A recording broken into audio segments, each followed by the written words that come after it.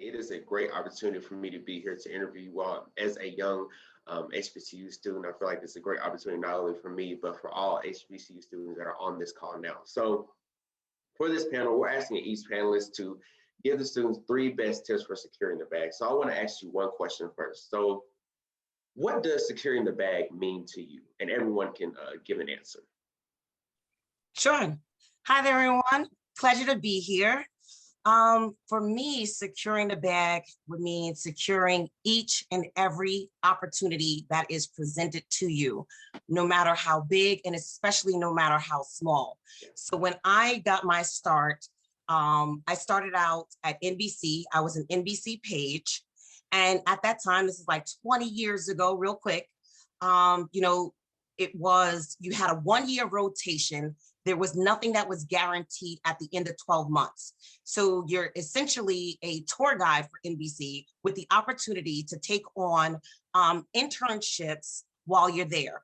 Well, really quick, there was an opportunity that came up. It was news media relations. No one wanted this opportunity. And so it opened up to everyone. I wasn't necessarily qualified at the time. I go for it. Because of this opportunity, it landed me. I was able to work hard, and I got a recommendation from this manager to become the page in the president and CEO's office. I spent about 16 years of my career working with Bob Wright, who is the former chairman and CEO of NBC Universal. And I have a number of relationships because of it today, and secure every opportunity. Put your best work in, no matter how small the project. That's my goal. That's my advice. Perfect. Ron Pennywell, do you want to jump in? Yeah, for me, it's it's very subjective. Obviously, everyone has their own feeling about what that means. For me, there's a quote that I think Henry David Thoreau did that said, "Go confidently in the direction of your dreams, live the life you've always imagined." Yeah. And so for me to have reached that goal per se, after so many years of really, trying everything that I could and questioning why things weren't happening in the timing that I needed it to happen. The bag for me is a career that I finally feel was predetermined for me. It's taken some time. There were lots of questions along the way. I ended up being in casting and helping actors fulfill their dream. And for a moment, I thought that it was something that I should do, and quickly realized that there was something greater for me. I didn't know what. It was a little frustrating because I was like, God, why am I the least talented of all of my actor friends? Like, why am I not? But like, I still wanted to be a part of it, and I just couldn't figure it out. So it eventually found me in the timing that it was meant to find me, and it's just been the sweetest bag ever.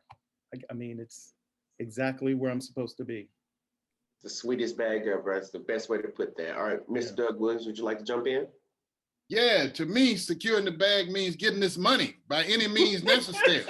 You got to have a Malcolm X type of mentality, by any means necessary. No, that's a great question. To me, securing the bag means putting yourself in the best position to get the best possible outcome. And, something I heard when I first arrived in LA that I didn't understand at the time, but I understand now, is that never let money be the #1 motivating factor in you doing something, because you'll always become a slave to that. Do it because of the passion that you have for it, and everything else will come. And that's how I really attack stand-up comedy. This is something that I love to do, and I get just a sheer joy from just doing it. So fulfilling. And everything else that has come as a result of my passion and love for it has been icing on the cake. So that would be my number one, the number one thing that I would say, the advice that I would give. Make sure that you have a passion and zeal for what you're doing, and everything else will come. I think that's the key in anything that you do, is just make sure you love doing it. And that old cliche holds true, that find something you love to do and you'll never work a day in your life. But listen, that is such great advice. Because I think one of my worst fears is to, wake up in the morning and have to dread to go to work and, things of that nature. Because I think for myself personally, I always want to put my passions over the money per se, because I won't get any joy out of it if I'm not passionate about it. So I will say, I know you are so busy people, and I don't want to hold your time any longer. So I have a few more questions for you. So, and this is a question that I thought about, that I think that is important to me and to a lot of the other HBCU students on this call. So what are the biggest obstacles you face as a person of color or as an HBCU graduate in the professional world? Give you time to ponder. Jametha, do you want to start? I'm going to start, and I'm formulating, because it's tricky, right? In the sense of, we know that we're Black. I worked through corporate America. I'm from the Bronx girl. And so it is about, from the very beginning, I've always been able to, I know how to present, let's just say to present. Some people call it a mask. It's not necessarily a mask for me, but I know how to be professional, work in these different circles. But I will say, back to that story about Bob Wright and working for this chairman, that catapulted me into a circle in my 20s of other media executives, all different types. I'm talking about the folks that came to the Bill Gates, the folks that came into his office on a regular basis was almost like out of a dream. That being said, you're constantly being judged. I had an opportunity, and I'm just gonna be honest with you guys. I had an opportunity before I even got to the office to change my name. So my friends, everyone knows me growing up as Jamie. My name is Jametha. I decided to move forward with Jametha. I have comfort in it. It is who I am. And when you are comfortable in your skin and with yourself, you can move in circles that God placed you in, that it's moving mountains. The mountains will be moved for you. So I definitely think that there were challenges there. I got the, well, you don't speak. Oh my goodness, where are you from? You don't speak like someone from the Bronx. You don't speak like someone from here, which we all know is just microaggression on just, it's almost a macroaggression really, but constantly. As a Black manager, there are times throughout my career where I felt that when I had Black employees that might be reporting to me, that you feel like it could be a challenge to get them a raise or so. But what I have to just say is with all of these challenges, you got to stay centered on yourself. You have to stay centered. You have to stay focused on your goals. And because if you make everything about, if you continue to bring things back to race, you will lose your focus. Right. And you will be taken off of your goal. You have to have things outside of the business that are going to feed you, your relationships, your family, hobbies, whatever it is, you got to feed yourself. It's, those aggressions, they might be there, they will be there.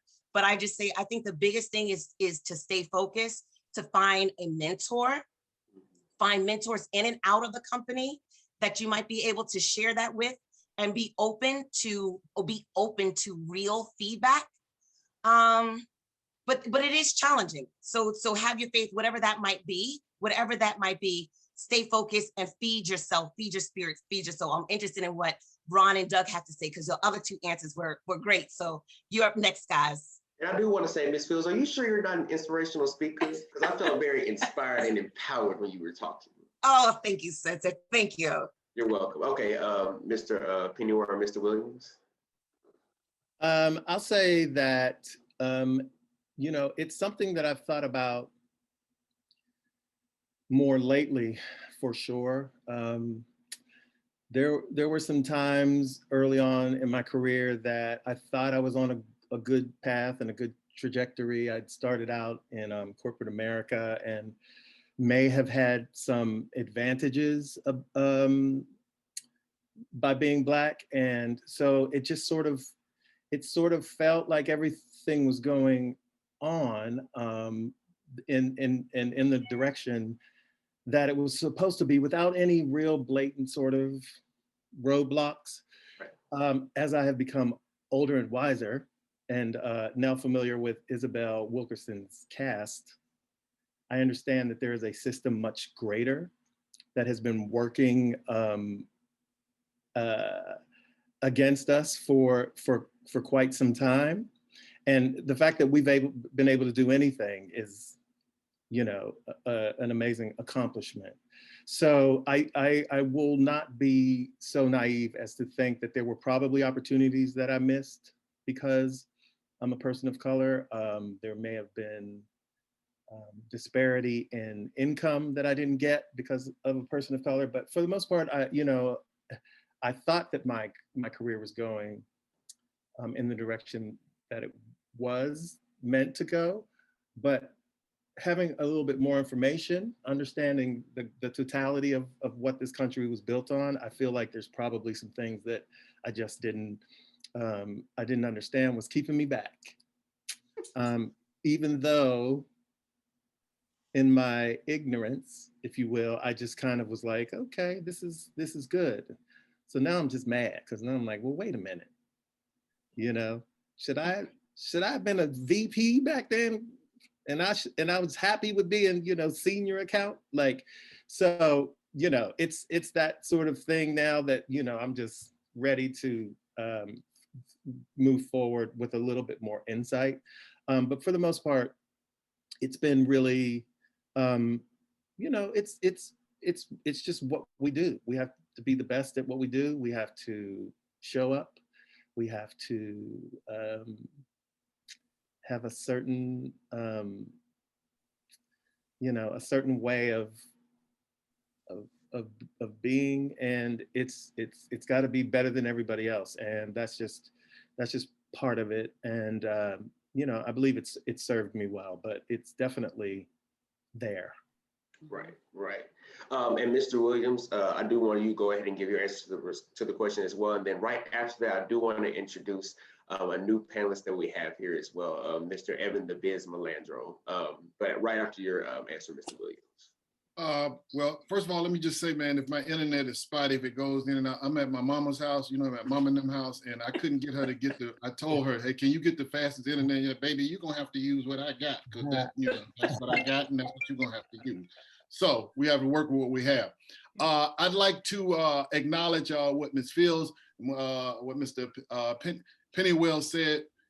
Those are things I'm going to add to that, and I'm going to go in a different direction, because this is one of the things that I found to be the most challenging, and that is getting other Black people to see me as a teammate, as opposed to seeing me as competition. Right. And I think that that's something that we have to work on, man, because we get all of those things that they alluded to, and then we have to deal with our own people, competing and when you're secure in what you do, when you bring what you bring to the table, you should always see someone else coming aboard as a teammate and look forward to moving forward as a unit, as opposed to seeing somebody as competition and trying to stifle or stymie what they're doing. And I think that we as Black people, we have got to develop that mind of thinking, because a lot of times we are our own worst enemies. We have all got to get on the same page and try to uplift people. And when you have a problem with someone or a disagreement, hold a sidebar, pull them to the side and work internally to move as a unit as opposed to an opposing force. And I think that's the biggest thing that I face, man, in addition to what everyone else has said, but just getting my own people on board and working together in harmony and moving together gracefully as one. Y'all are literally dropping gems today for us, and you're dropping it for free. So definitely, we thank y'all so much for that. At this time, I do want to introduce a new panelist that we brought, Evan the Biz Melandro. He is an entrepreneur and a podcast host. So, Mr. Melandro, can you just talk a little bit to the HBCU students, introduce yourself, what it is you do, all those types of things? Hey, everybody, I'm Evan the Biz with the Mind Your Biz podcast. And, you know, I'm grateful to be a part of this and really, you know, be a part of the staff and the panel that's dropping gems and really try to be helpful to the students. And ultimately, I came from nothing and I faced a lot of adversity coming from the hood. And you know, I didn't have much given to me, so I had to just kind of scrape and just really go after what I wanted, and it was 10 times harder than everybody else that had privileges. So I'm just here to tell everybody, like, you gotta be of value. You gotta create value to wherever you work. And you know, I'm coming from an entrepreneur perspective, and if you want to be an entrepreneur and you want to have your own business, you still have to go and work, and you still have to do the hard work and the grunt work, and work for big companies, work for small companies. You know, there's an advantage of working with a big company, right? It's secure, you know, it's Verizon, it's Target, it's McDonald's, but you're just a number. Right. And so don't sleep on small companies. Yeah. Little tiny businesses, you can learn intimately how the business is operated. You know, you're never going to learn how much Verizon makes or, you know, really McDonald's makes or Target. But when you work in a small business, you get intimate information, and you also learn different roles. You know, when you work for a big company, nothing wrong with that, but you're going to be given one role. When you work for a smaller company, you usually take on different roles and you learn different positions. So I'm really here to make sure the students understand that when you show up for work, there's a reason why you're getting paid, right? You have to add value to wherever you are. Don't just show up, and you have to stand out. That means you got to work harder than everybody else if you want to rise, you know, and get a raise or get a higher level position. And as an entrepreneur, I would say if your intention is to have your own business one day, try to work for a company that's linear to your passion or the business you want to own. So for instance, if you want to own a restaurant, you go there, and this is what I did personally. I swear to you, I did this. I started as a dishwasher. I went to a busboy. I went to a waiter. I went to restaurant associate manager, and I learned all the roles. So you got to be like a covert CIA agent when you're working for a company and absorb everything. And you can use it not only to open a restaurant, but any business. So what I'm saying is don't just show up, okay? Learn while you're there. Really get in and dig in and be uncomfortable. You know, you're gonna have to take positions that you're like, oh, that, you know, I don't want to do that. It's not glamorous. But if you learn all the roles, let's say in a restaurant, then when you own one day, you know how to be efficient. So I just wanted to say that. I came in a little late, so I didn't hear what everyone else said, but that's what I wanted to share with everybody, because everyone's trying to do the easy stuff, you know, blow up as a social media influencer. No, you don't make money. That's not sustainable. You can hit a lotto, but go in and work somewhere and learn it. And then don't be afraid to try a different position that you didn't think you were adequate for. Don't be afraid of that, and try different jobs. If you're not feeling one, you know what? Try something else. You're young, right? Try different jobs and learn different positions. And that, you know, that knowledge will make you powerful as an entrepreneur or as an employee that wants to go up the ladder. Well, let me tell you again, and first of all, you didn't come in late. You came in right on time, especially with those gems that you just dropped as well, for sure. So first, just to speak to all the HBCU students that are on this call, if you have any questions or want to connect with, or any specific questions with any of these panelists, you can feel free to drop them in the chat. Well, also just talking to you all panelists, if you go through the chat, you can really see like all these HBCU students posting their LinkedIn accounts, wanting to connect with y'all. They really like y'all, really want to connect with y'all because they know the importance of networking and connecting. And I think that this really greatly leads into my next question. So, just speaking to you panelists, what are you looking for in up and coming talent? What traits are you looking for in up and coming HBCU students to make it in this industry? And we can start with you, Ms. Fields. Certainly, I think that it's actually, it's already been said, right? So we know that you're smart, we know that you're bright, but you have to bring that passion, right? You have to be focused. You have to want to learn new things, you know. And again, going back to one of the things that I had mentioned is every task is a big task, you know, and it's important, and it leads back to you know, it's part of a project. And so when I'm, you know, managing, and if even if it's an intern or someone who's just starting out, one of the things that I always like to do is let them know where their role kind of fits into the ecosystem. But the big thing is that knowing that you could be the lowest person on the totem pole, but your role matters. So you got to blow it out of the water. And this way, now I see you. And what happens is I go back to the people who are delivering for me. Oh my goodness, the last time I gave Spencer this job, let me give him something else. Let me see what he's gonna do with this. Go right ahead, and I will please. do that. And also you know what? Did you meet this young man Spencer over here? He is phenomenal.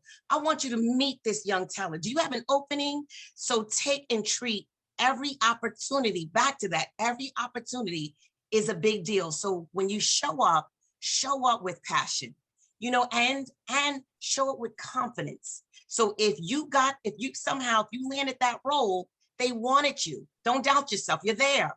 You are there. Show up, be present, ask questions. If you have a question, ask questions and take it from there. All right, Mr. Williams, Mr. Penny, or Mr. Melandro. To piggyback off Jamitha, that's absolutely it. It's a little twofold. Like, so if you haven't quite figured out that you want to get into, for me, and what I do, if you haven't figured out that you want to be an actor, you know, just be ambitious to pursue it, right? And if it ends up not being exactly what you need it to be, or if you don't have the determination to keep going with it, then I suggest something you know, related or something different, because it really is something that's going to require your full attention. But if that is what you've decided to do, and you are committed to the ups and the downs that come along with it, I am here to support you 100%. And I tell actors all the time, if you go into a room with your the confidence that you have done your very best job, then you've done the best work that you can do, because everything else is out of your control. But as Jamitha said, we're watching, right? And there's only a couple jobs that we can fill. So everybody's good. We can only give one person the job. But I promise you, my life gets easier when I see that you've been doing what you're doing, and that you're a hard worker and you're great at what you do. There's going to be other jobs, and you're coming in for that job, right? So it's not something to feel discouraged about if you don't get. The odds are against you, right? Not to discourage you, but the odds are against you. There's only one role. There are, you know, 6,000 people weighing in on it. Right. And if you get the job, amazing. But if you don't, it was not something to be discouraged about. Producers, directors, casting directors got to see what you do, and we remember that stuff because it makes our job easier. Great. I guess we're going in the same order every time. Mhm. I feel like we have a flow. I like that. Yeah, flow. I just want to acknowledge and build on to what Ms. Fields said and Mr. Pennywell said. I would just add to that, there's a saying in acting and film and television, there are no small parts, they're just small actors. So, always put forth your best effort at anything you're doing. Don't take anything for granted. And attitude is so key in what we do. You have to have the right attitude. And a lot of times, like what, the things that Ms. Fields said about, something being small, you turn into some, a lot of times we go into things, if it's not what we wanted, and this is also to piggyback on what Mr. Pennywell said, we go in, it's not what we wanted, or, this is just something to carry me over. You have to have the right attitude. Always go into anything you do with a big attitude. And if you can't get that, then don't do it. It's better to let something go than to go in and do something, forgive my language, half-assed and leave a bad impression, because people remember those things. So, Steve Harvey told me one time, it's always acceptable to go into something and do better than expected, but it's never accepted to go into something and not fulfill what was expected of you. So if you can remember those things, you got it. Yep. I yield. I love that. I yield my time. I love it. I'm into this Spencer, politics now. We're watching the news. Every time you look up, somebody's yielding something. So I yield to Mr. Evans. All right. Mr. Melanza, did you have an answer for that? That's the biz. That's The biz is fine. Sorry, I try to be respectful, Nah, there's no formalities here. So ultimately, to piggyback off of everybody, your first impression is usually your last impression, right? So, go in sharp, go in, overachieve. Don't be afraid, to just do more than you're supposed to. I've had so many interns that, said, oh, well, I didn't come in here for that. And I'll respect it and I'll say, okay, no problem. But in my head, I'm like, you know what? They can't multitask. They're not willing to take on. They're one-track pony, and that's not what we're looking for. We're looking for someone who can take on different responsibilities. I think Ms. Field said it. Someone's, we're trying to push the envelope, and it's not so we can get more out of you. It's to see if you can handle it. So don't be afraid. I'm not saying say yes to everything, but what I'm saying is you may not, you may come in for this role and they may ask you something else because maybe your boss thinks like, they're capable for more, or you're capable to do something different you might be better at. So the whole point is don't be afraid to try something else. Don't be tunnel vision when you go into something. And just a little note on interning, there's some of the most successful people in the world have interned. You just gotta make it benefit you. There's a lot of employers that might take advantage of interns, because I have been taken advantage of. If they're telling you to go get coffee and do all this nonsense, that ain't the place to be interning. But utilize your internship to go in and learn from maybe some of the more successful people at that company. So never be afraid to intern. And one last thing, there's an opportunity to get a job where you get paid more, and there's another job you get paid less. Don't always look at a job for the money, especially when you're starting out. Look at a job that aligns with your passion, that aligns with your goals. You might have to take a pay cut for that.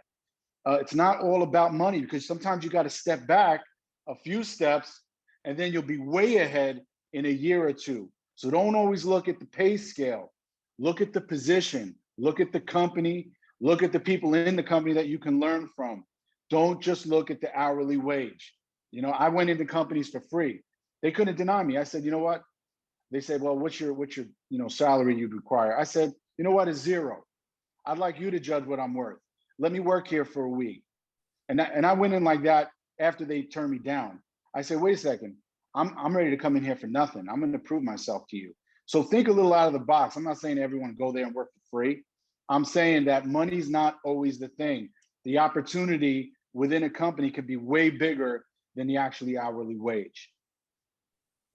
Great answer. Great answer. Again, thank you, panelists, so much for your time today. I just have one more last question. I promise you I'll be out of here. I promise. And this question actually comes from the chat, from Harriet. Don't want to say the last name because I just know I'm going to butcher it. But they asked, what unique attribute did you all think helped you along the course of succeeding in your respective careers? And how did you all identify what that attribute was and worked on it to become an advantage for you in your career? What unique attribute? Okay, so here's a funny thing. I have a love of public speaking. Thought I wanted to be a television host, reporter. Long story, too long for that. We have just a few minutes here. But I never understood, so how can this trait, how can I monetize it? Like, what other careers and different positions are out there? What can you do with this? And right now, no matter what role I take on, I'm basically a relationship manager at large, speaking with and dealing with various companies. And I think that the path was, unfortunately for me, was just, it was, I followed communications, and, you kind of just look up different roles. How do you utilize that trait? What's the other part of that question, Spencer? Because I want to get back to it.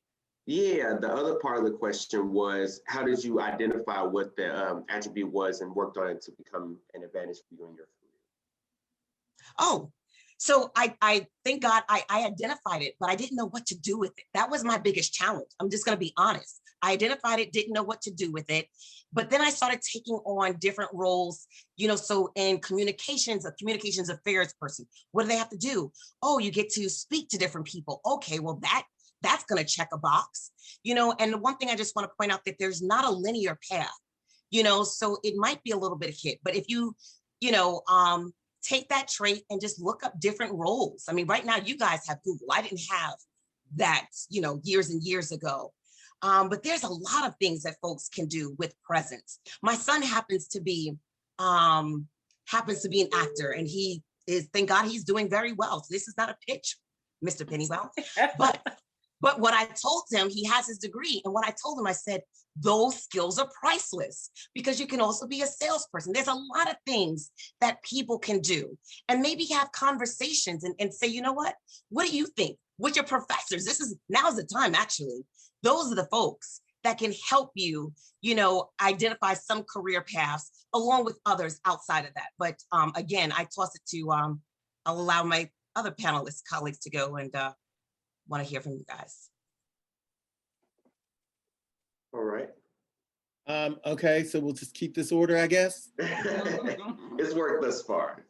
I will again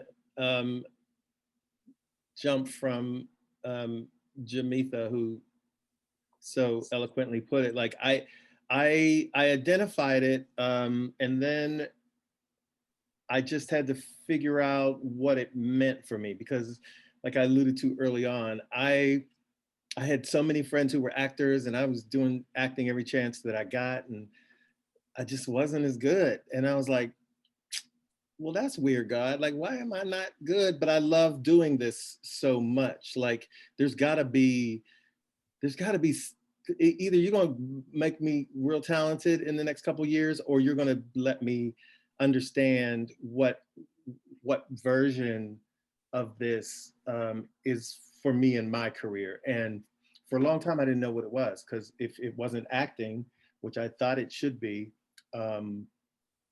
it ended up being a bunch of like jobs in between. And then casting was introduced to me as an option, and I thought, well, yeah, that makes sense, because I genuinely like actors. I know a little bit about acting, so maybe there's some value that I can bring to that. And then I start getting old, And I was like, well, now I'm too old. And the timing was already in place. So it turns out that I wasn't too old, and I was just being put into an opportunity a little bit later in life. And it just sort of fell into place after that. And everybody who knows me, all of my close friends are like, right, you're supposed to be casting. Like, you've been doing it with all of us for all this time. Like, you know, you have a sensibility, you understand. You know, I've been watching television since you know, Good Times and Starsky and Hutch. So like I know a few things about a few things, and I'm starting to embrace that, and I am using it to help actors be their best selves. And it is all from a place of like love and support, and it feels really good. And it is, you know, it's the bag that I've secured. It's the career that finally feels right for me.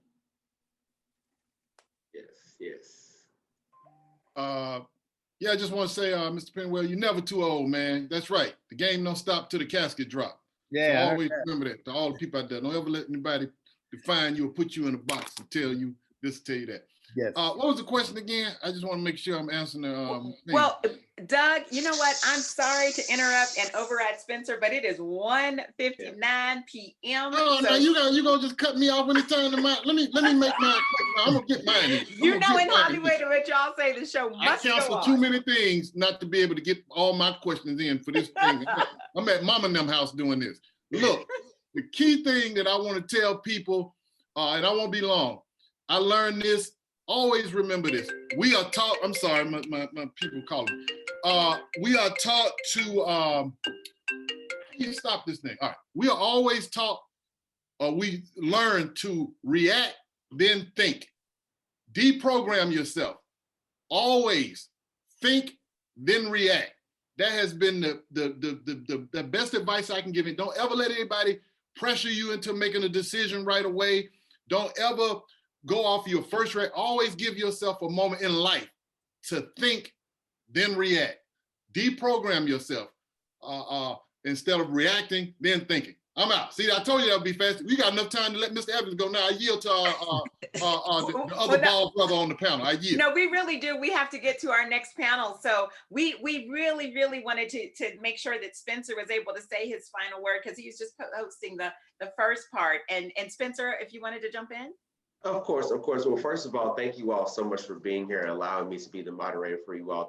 I feel like this is such a great opportunity for me, but not only for me, but for all the great HBCU students, the hundreds of HBCU students that are on this call. Like I said before, if you're looking to chat, you can see all the different LinkedIn accounts.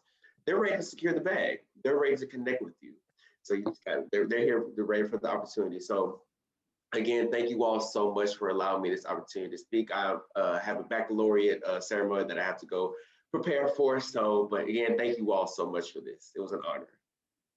Well, thank you, Spencer. And thank you to Jamitha, to Ron, to Doug, and to the Biz for joining us.